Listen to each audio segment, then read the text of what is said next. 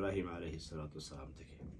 নবী ইব্রাহিম আলাইহিসসালামকে আল্লাহ রাব্বুল আলামিন স্বপ্নের মধ্যে তার সন্তানকে কোরবানি করার ইতিহাসটা কোরআনে আল্লাহ দিয়েছেন এবং সেই সময় থেকেই শুরু হয়েছে।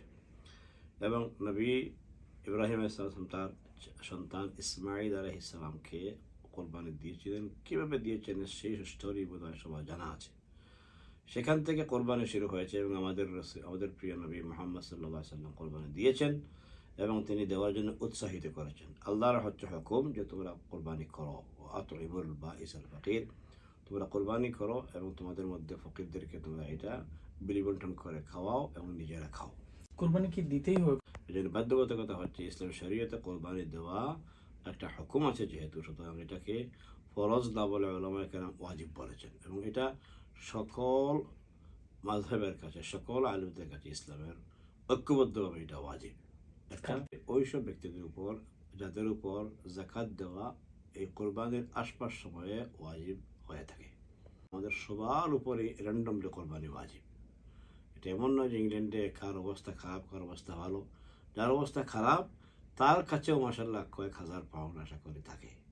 তো এই জন্য অথবা তার কাছে যদি এই মুহূর্তে না থাকে, অন্য জায়গায় থাকে, তার কেউ তার নিচে তার কাছে পাওনা আছে। এভাবে করে সবার উপর, ইংল্যান্ডে যারা আমরা বাস করি, কমপক্ষে 2-3 বছর আগে থেকে ইংল্যান্ডে আসছেন এমন যারা আছেন এদের উপর কোরবানি ওয়াজিব।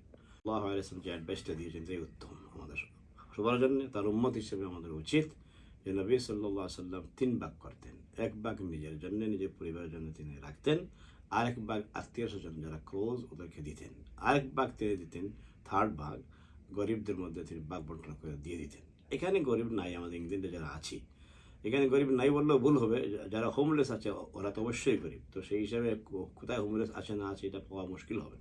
যেন অল্টারনেটিভলি একটা পথ হচ্ছে যে আপনার আমার নেইবারদেরকে দেবো। কেমন, ওরাও যদি নিজেরা কোরবানি দেয় তো আলহামদুলিল্লাহ খুব ভালো কথা। আর যদি নাও দেয় তবুও ওদের কাছে আমরা গোশতটা কোরবানির গোশত হিসেবে যেন আমরা গোশত দিতে পারবো, কাঁচা গোশত। আর অমুসলিম যারা নেইবার আছে এদের জন্য আপনি ইনভাইট করে খাওয়াইতে পারেন আপনার বাসায়।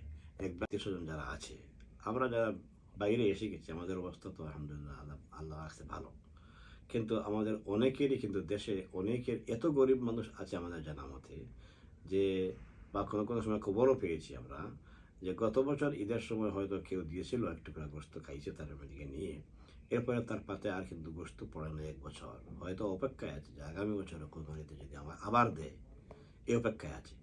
এবং আমার একটু পরিচিত একজন একটা স্টুডেন্ট, সে আমাকে একটা টেক্সট পাঠিয়েছে। টেক্সটটা সময় হবে না এখানে পাঠ করতে। সে লিখছে যেটা মেইন কথা যে আমাদের আব্বাজান থাকতে কোনো রকম একটা নাম তিনি দেওয়া সম্ভব হতো।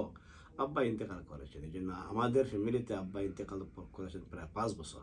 এই 5 বছরের পরে আর কোনো গোশত আসে নাই।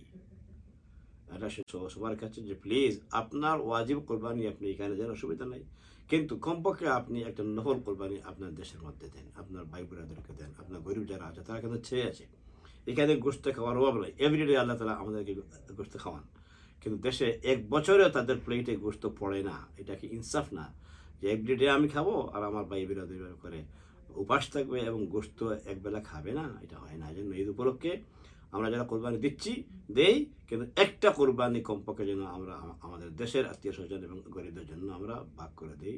ইনশাআল্লাহ আল্লাহ তাআলা অসংখ্য সওয়াব দিবেন। গ্রামের বাড়িতে অনেকে বলবেন হয়তো তর্কের খাতিরে যে আমাদের বাচ্চাদেরকে শেখানোর জন্য, তো বাচ্চারা কি শিখবে? এখানে তো আপনার কন্ট্রোলে নাই। স্লটার হাউসে যেটা বলবে ওইটাকে আপনাকে বিলিভ করতে হবে। ইভেন আপনি অনেক ইয়েতে, সেদিনও দেখছি আমি একটা মসজিদে আপনার হুজুর দিচ্ছেন, এইভাবে সতর্ক করে দিচ্ছেন যে প্রথম জামাত হওয়ার আগে কোনোভাবেই আপনি কুরবানি দিলে এই কুরবানি হবে না। হ্যাঁ, অর্থাৎ ওই লোকাল এরিয়ার যে জামাতটা হবে, জামাতের পরে আপনাকে স্লটার হাউসে করতে হবে, জবাই করতে হবে।